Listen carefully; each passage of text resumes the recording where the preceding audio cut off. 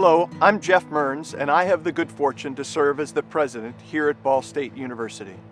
I am proud of how the members of our campus community responded to the COVID-19 pandemic. This spring, on very short notice, our faculty and staff replicated the distinctive Ball State experience virtually. They demonstrated unwavering dedication to provide our students with a premier education and with the support services they needed. COVID-19 has caused significant disruption for all of us, and at Ball State we understand your uncertainty and we will help you through it. I want to assure you that the safety of our campus community, our students, our faculty, our staff, and our visitors, their safety is of paramount importance to me. I have been inspired by the determination of our students to continue their education even under these very difficult circumstances. I miss them, and I'll be glad to see them again in person. Their safety is our top priority, and our enduring values will guide us. One of those values is social responsibility.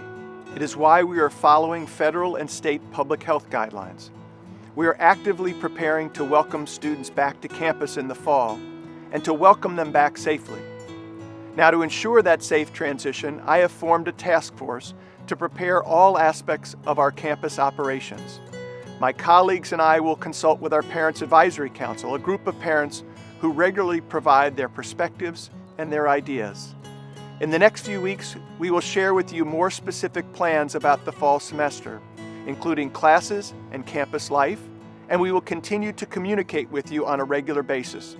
In the meantime, even though we are physically distant, I encourage you to stay connected with us. Our dedicated staff will answer any questions you may have about admissions, about finances, and about safety, and they will work with you by email, by telephone, and video chat to help you through the summer and to prepare for the fall semester. Please stay in touch, and please stay healthy. Thank you very much.